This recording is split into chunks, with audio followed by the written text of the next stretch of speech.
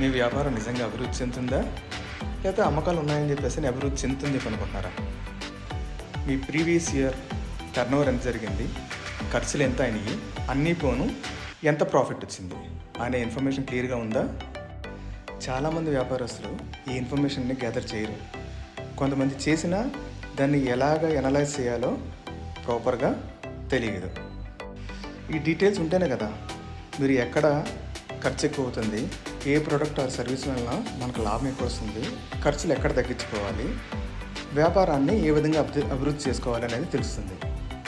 మీకు అర్థమయ్యేటట్టు చెప్పాలంటే, మీరు ఎక్కడైతే ఎక్కువ ఖర్చు పెడుతున్నారో ఆ ఖర్చుని మీరు తగ్గించగలిగితే కనుక మీ ప్రాఫిటబిలిటీ ఇంక్రీజ్ అయినట్టు. అదేవిధంగా మీ ప్రీవియస్ ఇయర్ ఫర్ ఎగ్జాంపుల్ మీరు ఒక 10 lakhs బిజినెస్ చేశారు.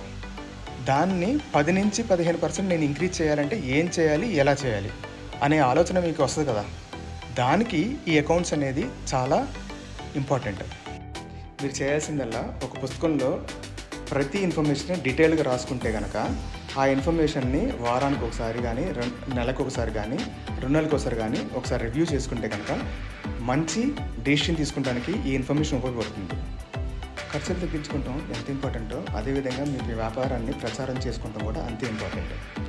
మీ వ్యాపార ప్రచారానికి పెంచు యాప్ని ఉపయోగించుకోండి. ప్రజెంట్ ఇది గూగుల్ ప్లే స్టోర్లో లిస్ట్ అయి ఉన్నది. ఫ్రీ క్రెడిట్స్ కూడా ఉన్నాయి. పెంచు యాప్ని ఉపయోగించుకుని యాడ్స్ క్రియేట్ చేసుకుని వ్యాపారాన్ని ప్రచారం చేసుకోండి. ఈ ఇన్ఫర్మేషన్ మీకు ఉపయోగపడిందని చెప్పి అనుకుంటే కనుక మీ తోటి వ్యాపారస్తులకు కూడా షేర్ చేయండి. Thank you.